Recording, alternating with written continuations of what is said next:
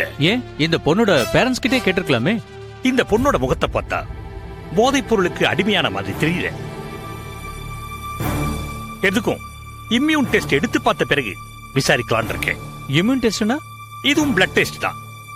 போதை மருந்து, மது, புகையில இந்த மாதிரி பழக்கங்களுக்கு உட்பட்டவங்களை இந்த மாதிரி டெஸ்டுக்கு உட்படுத்தி பார்த்தோம்னா அவங்களுடைய பிளட் கவுண்ட்ஸ், ஹீமோகுளோபின் அளவு, ஆர்பிசி, டபிள்யூபிசி போன்ற விவரங்கள்லாம் துல்லியமா கிடைக்கும். இந்த விவரங்களை வச்சுக்கிட்டு ஒருத்தர் எத்தனை வருஷம் போதை மருந்துக்கு அடிமையாயிருக்காருங்கிறத நம்மால கண்டுபிடிச்சிட முடியும். அப்படி எடுத்து பார்த்ததுல இந்த பொண்ணு கண்டிப்பா போதை மருந்துக்கு அடிமையானவ கிடையாதுங்கிற என்னுடைய டவுட் கிளியர் ஆயிடுச்சு. வலுக்கட்டாயமா இவளுக்கு யாரோ போதை மருந்து கொடுத்திருக்காங்க.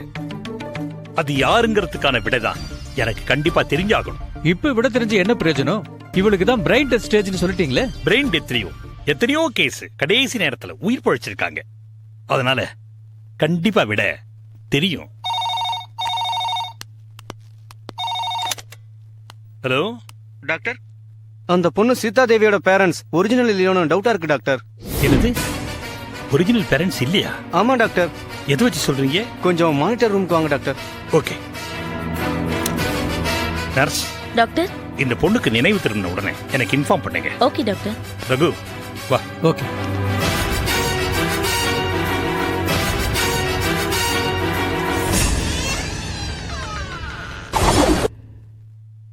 சார்,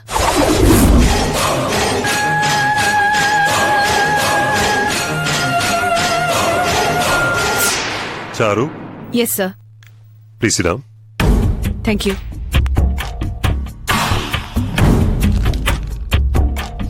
உங்களுக்கு காமிக்கிறதுக்காக $1 million குற்றம்னு ஒரு குறும்படம் என்கிட்ட இருக்கு. இன்டர்வியூ ஆரம்பிக்கிறதுக்கு முன்னாடி நீங்க ஒரு தடவை அத பார்த்தா உங்களுக்கு நல்லது. Thank you sir. இதுக்கு என்ன அர்த்தம்? இவ்ளோ டீடைலா படிச்சீங்களே சார். இனிமே இத பத்தி நான் சொல்றதை விட நீங்க பாக்குறது தான் நல்லது. என்ன பார்க்கணும்? உங்களை சம்பந்தப்படுத்தின வீடியோவை.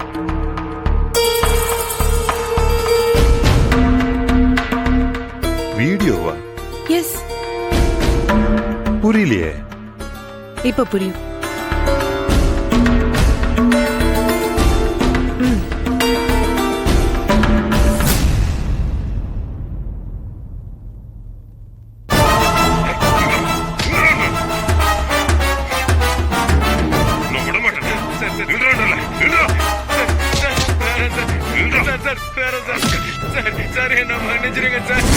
நீ நடுங்கி பயப்பட மாதிரியான ஆக்டிங்க பார்த்தா உன்னை மன்னிச்சு விட்டுறலான்னு தான் தோணுது. ஆனா நீ செஞ்ச துரோகத்தை நினைச்சா இந்த துப்பாக்கி கூட சுடு சுடுன்னு சொல்லுது.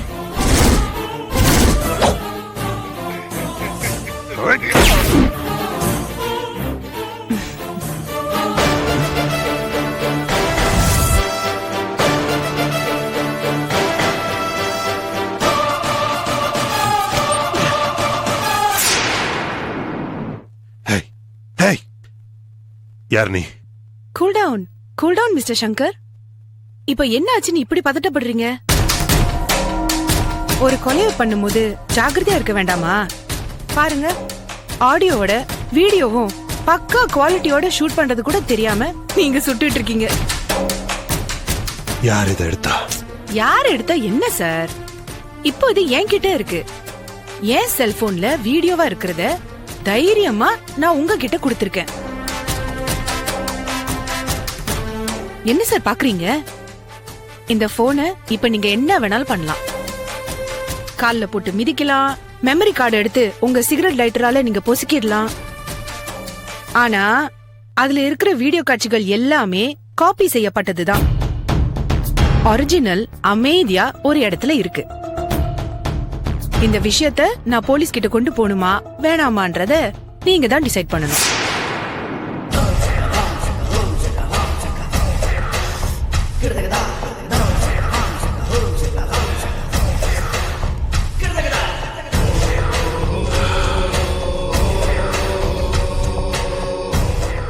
உனக்கு எவ்வளவு பணம் வேணும்?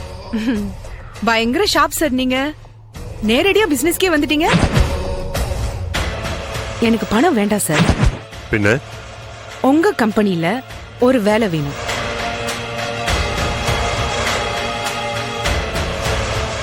வேலையா? ஆமா சார். என்னடா லட்சக்கணக்குல பணம் கேட்காம வேலை வேணும்னு கேக்குறான்னு பாக்குறீங்களா? லட்சக்கணக்குல பணத்தை கேட்டா நீங்க கொடுத்துருவீங்க. நான் அதை வாங்கி எந்த கணக்குல காட்டி நான் பேங்க்ல போடுறது சொல்லுங்க. என்னோட அப்பா ஒரு சாதாரண கிளர்க்கா இருந்து ரிட்டையர் ஆயிட்டாரு. ஒரே ராத்திரியில நான் பணக்காரி ஆகுறத விட உங்க கம்பெனில ஒரு நல்ல வேலை போட்டு கொடுத்தீங்கன்னா அது எனக்கு ரொம்ப உதவியா இருக்கும். நான் எம்எஸ்சி ஐடி முடிச்சிருக்கேன். யூனிவர்சிட்டி ரேங்க் சர்டிபிகேட்ஸ் எல்லாம் கொண்டு வந்திருக்கேன்.